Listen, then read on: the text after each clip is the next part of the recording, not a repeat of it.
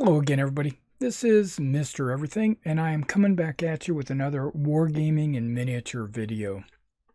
In this video, we're going to continue on with our Waterloo project updates. If you haven't come to a Waterloo project update, what I do is I keep my community informed on my progress towards building an army, painting figures towards Waterloo.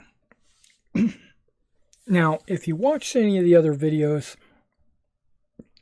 you would learn that I am focusing right now on the forces that participated at Quatre Bras, so that I can take those forces once that battle is up and running and complete. I could take those forces into battles at Waterloo and then proxy them for other units in certain areas of the battlefield, or add on to them, or basically it's a good start towards Waterloo. It's about 1/3 of the Battle of Waterloo, so it would be a good amount, and I plan to break up the Battle of Waterloo into 3 sectors, 3 different tables to play, and those can be played in 3 different days or at 3 different times to simulate the entire battle. That's the plan. All right, now part of the Quatre Bras Netherlands division, which I think is the 2nd Netherlands division, there are 3 Dutch militia units, and these are the 3 Dutch militia units that I've got displayed here. I'm going to cycle through these so you get a chance to see all of them.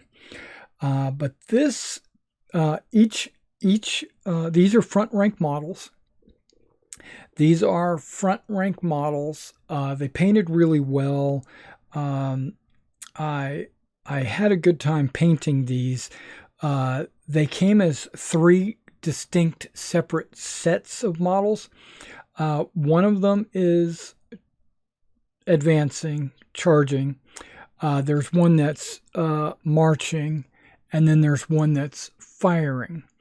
Now, I considered taking all 3 sets and kind of mixing them up so that there would be marching in all of them and charging in all of them, firing in all of them. But I decided that I didn't want to do that. I was just going to go ahead and keep the contents of the bag intact and use them as they're packaged, basically. And so one reason why I thought about doing that was, if a battalion was given orders to advance, this is how it would be. If the battalion was ordered to march, this is how it would be. And if the battalion was ordered to fire, this is how it would be. And also, it helps organize, or I should say, keep track of which figures belong in which battalion. Okay, so this is the marching unit. Now, something distinct about these battalions that I want you to kind of notice is that a number of them are going to have like brown pants. But the majority of them are going to be gray trousers, right? Also, there's going to be a number of them that have white trousers. So there's going to be white and brown mixed in with primarily gray. And the reason why I did that was I wanted them to be a little bit less uniform, a little bit more on the militia side, because these are supposed to be militias. Also, there is a number of different sources. I'm using my fingers over here that you can't see off camera, but there was a number of different sources that had conflicting information about pom-poms for the flank units.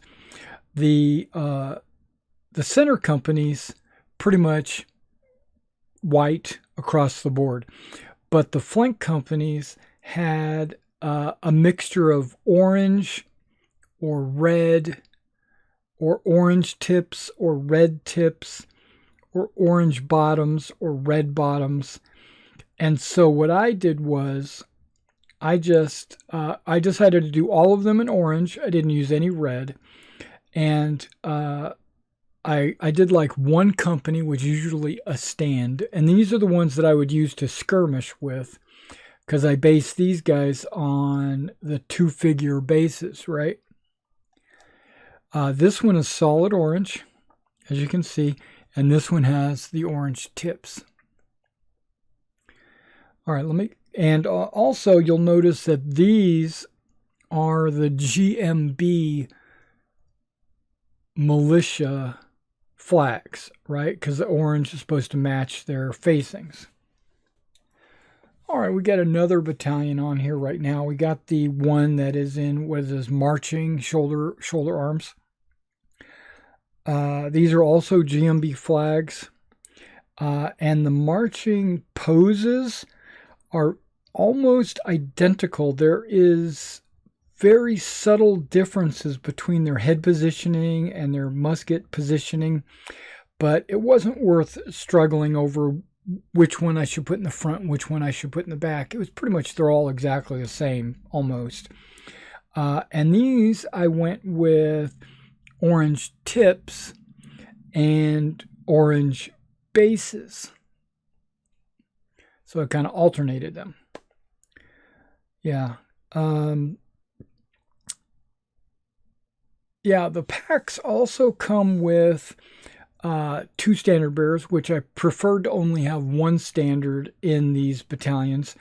But because they were 2, I went ahead and mounted them up. Plus, there's 2 officers, 2 drummers, 2 standard bearers. So why not just make 2 command stands? And the officers are 2 different officers. You got one officer, which I have here in the back, with 1 epaulet, silver, and then 1 officer up front with 2 epaulets, gold. All right, and this is the firing battalion. There's front rank, firing, back rank, loading. The officers are the same. You know, you got the 1 epaulet versus the 2 epaulet. The big difference here is you'll notice the flags are different. These are flags of war, Dutch militia. On the flags of war, you've got one with the wreath around it and one without, which I bet you that's probably the way it should have been. Where on these other militias, you'll see they both have the wreath on the GMB. Also, I noticed that the GMB flags are more of a tangerine, and the flags of war are more of a traditional orange-red. So when I went to go match colors to paint the edges, because you got to paint the edges or you'll have like a white border, this color I found fairly easy. I just used the orange red and matched it up, no problem. But these I had to actually pull out some testers colors, and one of them was tangerine, and it matched up pretty well.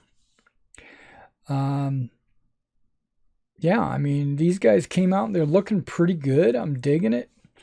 Oh, and this one has solid and tips. Okay, let me show you them laid out. All right, now these guys, this is the 3 militia battalions, the 5th, the 7th, and the 8th. Now, if I was wanting to make one of these a smaller unit, I could, because the scenario, hold on. All right, now using the Albion Triumphant scenario book, these 3 battalions, 2nd Proponchers Division, 1st Bylance Brigade. Let's pull the scenario up, because they give you some suggested units and unit sizes. Bylance Brigade. We got a standard Dutch Jaeger battalion. That's the 27th. We also have a Belgian Line battalion. They're calling this large, but I have argued that it's not large. And then it says 3 Dutch Militia battalions. 2 are standard and 1 is small.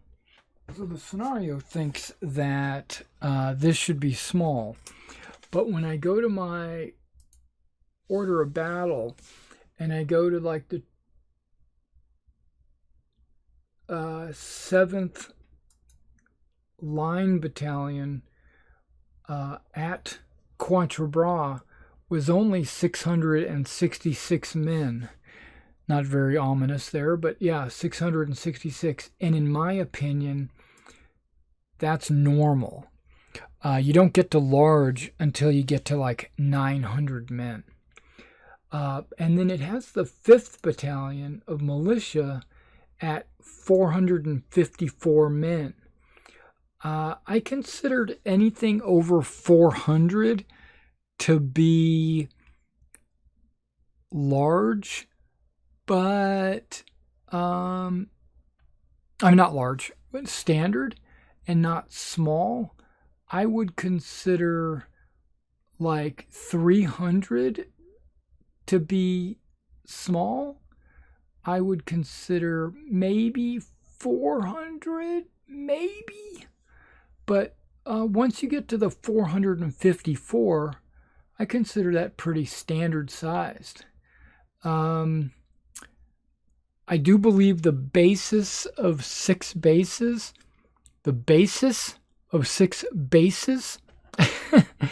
is 600, right? It's 100 a base, or 25 per figure.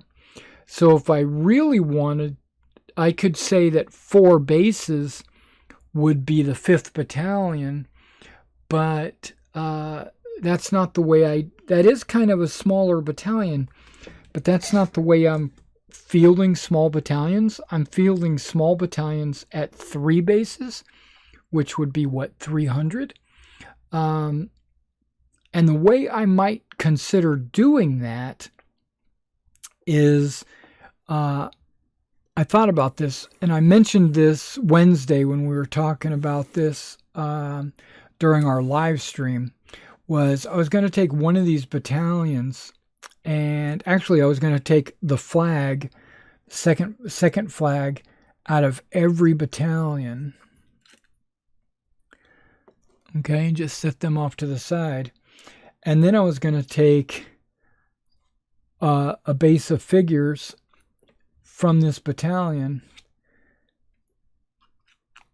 and put it in there. So now I've got my 2 standard size battalions and I have my small battalion. If I wanted to, I guess I could give them their 2nd standard and just say these 4 stands would be a small battalion. But yeah, I can do it anyway. And that's one reason why I split the command stands up. So if I wanted to have like secondary, I could have basically 2 standard and 2 small battalions if I wanted to do it that way. There we go. And I made the movement trays. Of course, I made 1 extra and I put it up there with my... yeah, so I basically have the entire Netherlands division finished except for 1 battalion of Nassau, the blue-jacketed NASA. Other than that, I got the entire Bylance Brigade is finished. That's 1st Brigade.